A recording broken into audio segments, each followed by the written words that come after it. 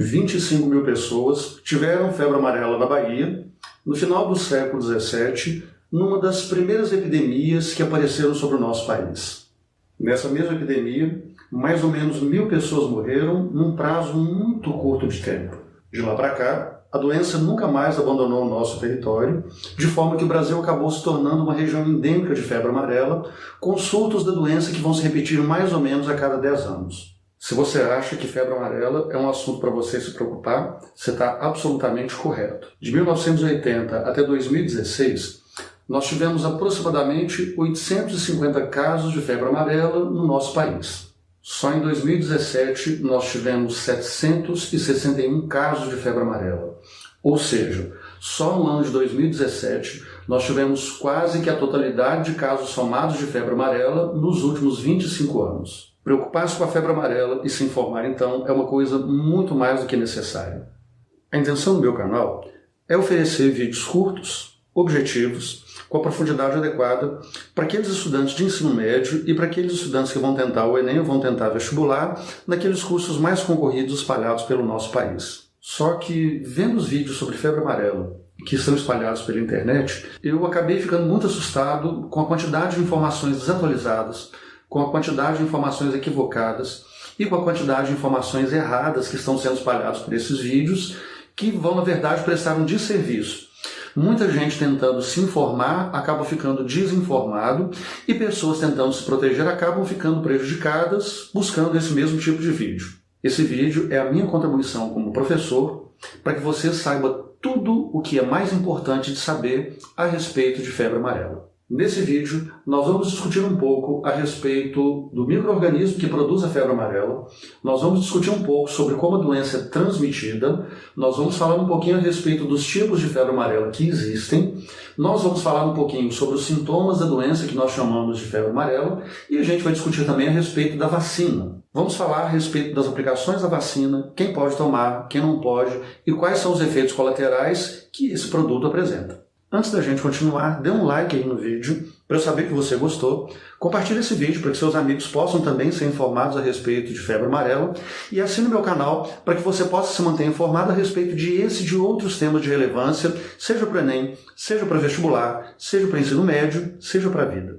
A febre amarela é uma doença que é produzida por um vírus. Vírus são os menores parasitas que existem. Comparados com tudo que a gente conhece, os vírus são extremamente pequenos. As bactérias, que vão formar um outro tipo de parasita, também são muito pequenos e são menores que as nossas células.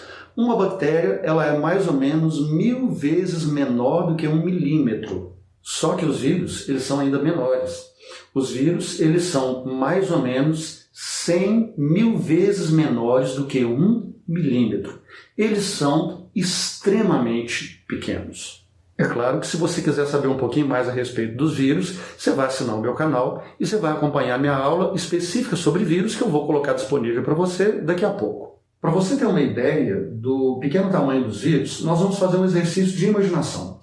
Você vai imaginar na sua cabeça uma célula, que é invisível, de tão pequena, e aí você vai pegar essa célula e vai aumentar, até ela ficar do tamanho de um campo de futebol. O vírus perto dessa célula, que tem o tamanho de um campo de futebol, ele vai ter aproximadamente o tamanho de uma bolinha de gude.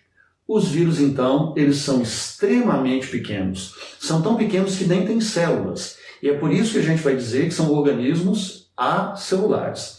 Eles só conseguem se reproduzir dentro das células que eles invadem. Quando um vírus invade uma célula, na grande maioria dos casos, ele acaba levando essa célula à morte. Nós vamos perceber então que os vírus, quando invadem as células para poderem se reproduzir, eles acabam destruindo as células, os tecidos e os órgãos que são infectados. É o que nós chamamos de processo necrótico de origem viral. Além dos vírus serem muito pequenos, os vírus também são muito simples. A gente poderia dizer que, basicamente, o vírus ele é uma caixinha de proteína e essa caixinha de proteína que nós chamamos de capsídeo viral, ela vai ter lá dentro o material genético do vírus. Esse material genético do vírus nós chamamos de genoma viral. Alguns vírus ainda vão ter em volta desse capsídeo viral uma cobertura que é feita de lipídio que nós chamamos de envelope viral. Esses vírus nós chamamos de vírus envelopados, como é o caso do vírus da febre amarela. O vírus da febre amarela pertence à família dos flavivírus, um conjunto de vírus que estão envolvidos na produção de diversas doenças humanas. Nós vamos ter como flavivírus importantes o vírus da febre amarela, o vírus da dengue, o vírus chikungunya, o vírus Zika e o vírus hepatite C. Todos esses vírus fazem parte de uma mesma família que nós chamamos de flavivírus. Acontece que o vírus da febre amarela, ele se originou na África há mais ou menos uns 3 mil anos atrás e ele foi trazido para as Américas através do tráfico de escravos. Como acontece com todos os flavivírus, o vírus da febre amarela apresenta 3 características fundamentais. Em volta do capsídeo viral, o vírus da febre amarela apresenta uma cobertura de óleo que nós chamamos de envelope viral. Dizemos então que o vírus da febre amarela é um vírus envelopado. Esse envelope, que é feito de lipídio, ele vai facilitar a ligação do vírus na célula hospedeira. O envelope viral, ele é uma cobertura que facilita a invasão do vírus na célula hospedeira. O material genético dos vírus, o chamado genoma viral, ou ele é feito de DNA ou ele é feito de RNA. No caso de todos os flavivírus, como acontece com o vírus da febre amarela, o material genético é uma fita de RNA do tipo positiva. Como o vírus da febre amarela é um vírus de RNA, isso quer dizer que todo o seu processo multiplicativo vai acontecer exclusivamente dentro do citoplasma celular. Vírus de RNA, em geral, são parasitas citoplasmáticos. A terceira característica importante a respeito do vírus da febre amarela é que ele é classificado como um arbovírus. O vírus da febre amarela é um arbovírus, no sentido de ser um vírus transmitido por artrópodes que se alimentam de sangue, normalmente mosquitos e carrapatos. Quando um vírus invade uma célula qualquer, ele vai se reproduzir dentro dessa célula, levando essa célula à morte. Num curto prazo de tempo, acontece a necrose e a inflamação de órgãos e tecidos que são afetados pelo vírus.